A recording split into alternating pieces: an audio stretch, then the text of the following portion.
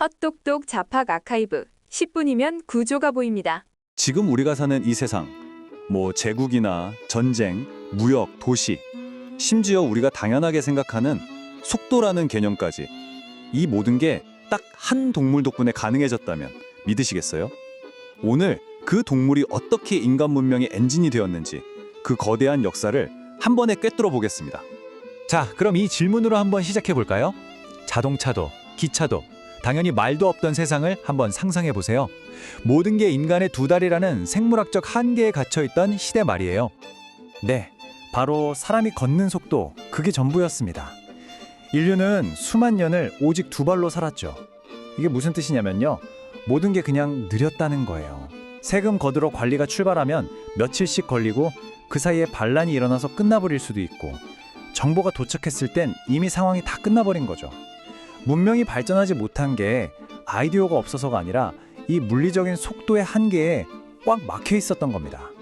바로 이 지점에서 말이 등장하면서 역사의 판도를 완전히 바꿔버립니다.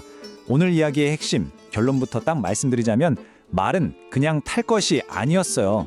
전쟁, 제국, 무역, 도시, 이 모든 걸 굴린 문명의 인프라, 그 자치였던 거죠.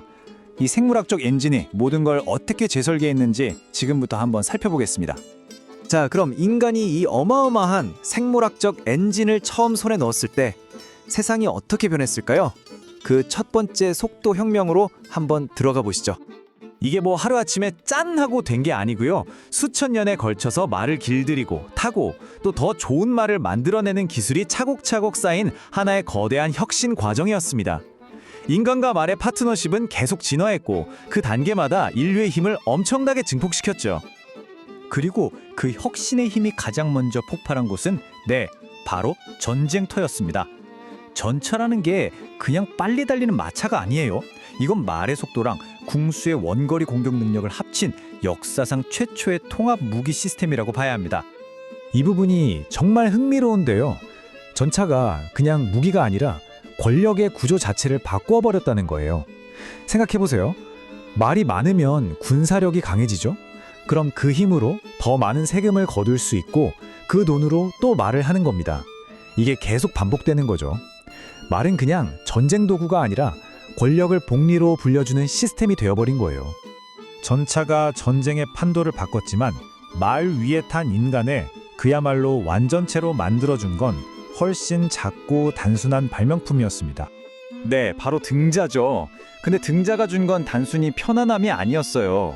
이건 기수에게 안정성을 선물한 건데 이게 거의 새로운 물리학 법칙을 발견한 거나 마찬가지였죠. 기수의 몸이랑 말이 완벽하게 하나가 되게 만들었으니까요. 이 차이가 정말 모든 걸 바꿨습니다. 등자가 없을 땐 기병이 그냥 좀 빠른 보병 같은 거였어요. 창 던지고 활 쏘고. 근데 등자가 생긴 다음부터는요, 기수가 말의 속도랑 무게를 고스란히 창 끝에 실어서 적진을 그냥 뚫어버리는 말 그대로 인간 공성추가 된 겁니다. 이때부터 진짜 중기병의 시대가 열린 거죠. 이렇게 막강해진 기병은 제국을 세우는 핵심 동력이 됐죠. 근데요, 말의 진짜 무서움은 땅을 빼앗는 데서 끝나는 게 아니었습니다. 그 넓은 땅을 다스리는 데 있었어요. 그 끝판왕이 바로 몽골 제국이죠. 우리가 몽골하면 보통 강력한 기마 군단을 떠올리잖아요. 근데 진짜 비밀병기는 그 군단 자체가 아니라 그 군단을 하나로 묶었던 보이지 않는 네트워크에 있었습니다. 몽골은 이 광활한 영토에서 소식이 늦어지면 바로 나라가 쪼개진다는 걸 너무 잘 알았어요. 그래서 얌이라고 부르는 역참 시스템을 만들었죠. 이게 뭐냐면 제국 곳곳에 말을 갈아탈 수 있는 기지를 쫙 깔아놓은 거예요. 덕분에 제국의 명령이나 정보가 어떤 반란의 조짐보다도 더 빨리 제국 구석구석으로 퍼져나갈 수 있었던 거죠. 말이 말 그대로 제국의 신경망 역할을 한 겁니다. 보시면 시대나 장소는 달라도 공식은 똑같아요. 강력한 전투말을 키우고 유지하는 데는 엄청난 돈이 들잖아요. 그러니까 자연스럽게 말을 가진 소수가 지배계층이 된 거죠. 고대에는 전차병, 중세 유럽에서는 기사. 말은 인간을 빠르게 만들었지만 동시에 인간 사회를 계급으로 나눈 거대한 장벽이기도 했습니다. 자, 이제 말은 전쟁터와 왕궁을 넘어서 우리 평범한 사람들의 일상 속으로 들어옵니다. 경제와 도시의 심장부에서 말이 어떤 역할을 했는지 한번 보시죠. 산업화 이전의 도시는요, 말 그대로 말이 없으면 멈추는 도시였어요. 시골에서 농산물을 싣고 오는 것도 말, 도시 안에서 사람들을 태우고 다니는 것도 말, 심지어 공장의 기계를 돌리는 동력원까지 모든 게 말의 힘에 의존했죠.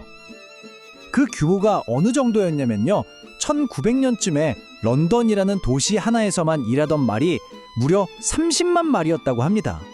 30만 마리요.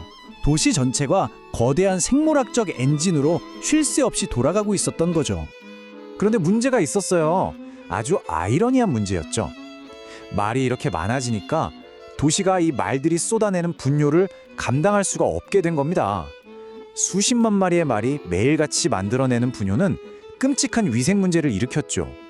그러니까 말의 성공이 역설적으로 말의 시대를 끝내는 한계를 만들어낸 셈이에요. 바로 이 타이밍에 말의 시대를 끝장낼 새로운 동력이 등장합니다. 근데 진짜 재밌는 건 이 새로운 기계조차도 자신의 힘을 설명하려면 결국 말을 끌어와야 했다는 거예요. 네, 바로 마력, 홀스파워라는 단위죠. 증기기관을 발명한 제임스 와트가 자기 엔진을 팔아야 하는데 당시 사람들은 이 기계가 얼마나 힘이 세냐를 말 몇 마리의 힘에 해당하는지로 이해했던 거예요. 그러니까 기계가 말을 대체하는 그 순간에도 인간의 생각과 언어는 여전히 말에 묶여 있었던 거죠. 참 재밌죠? 자, 이제 말의 시대는 끝났습니다. 하지만 말은 여전히 우리 세상 곳곳에 보이지 않는 유령처럼 남아 있어요. 그 마지막 흔적들을 한번 따라가 볼까요? 20세기 초 자동차나 트랙터 같은 내연 기관이 나타나면서 말은 정말 순식간에 사라졌습니다. 불과 20년도 안 되는 짧은 시간 동안이요. 동력의 주인이 동물의 근육에서 화석 연료로 완전히 넘어간 순간이었죠. 하지만 말이 사라졌다고 그 유산까지 전부 사라진 건 아니에요. 우리가 지금도 쓰는 마력이라는 단어, 당연하게 생각하는 도로의 폭, 이게 다 마차 2대가 비켜갈 수 있게 설계된 거거든요. 도시의 구조나 자유와 속도를 상징하는 문화적인 이미지까지 이 모든 게 사실은 말의 시대에 만들어진 설계도 위에 서 있는 겁니다. 자, 정리를 해보죠. 말은 인류에게 속도라는 선물을 줬고 그 속도는 제국, 전쟁, 경제, 도시 이 모든 것의 판을 완전히 바꿨습니다. 비록 지금은 기계가 그 자리를 대신하고 있지만 우리가 세상을 보는 기준과 우리가 사는 공간의 설계는 여전히 말의 시대 위에 서 있는 거죠. 마지막으로 이 질문을 한번 던져봅니다. 말이 인류 문명을 가속시킨 첫 번째 엔진이었다면 지금 이 순간 우리 문명을 가속시키고 있는 엔진은 과연 무엇일까요?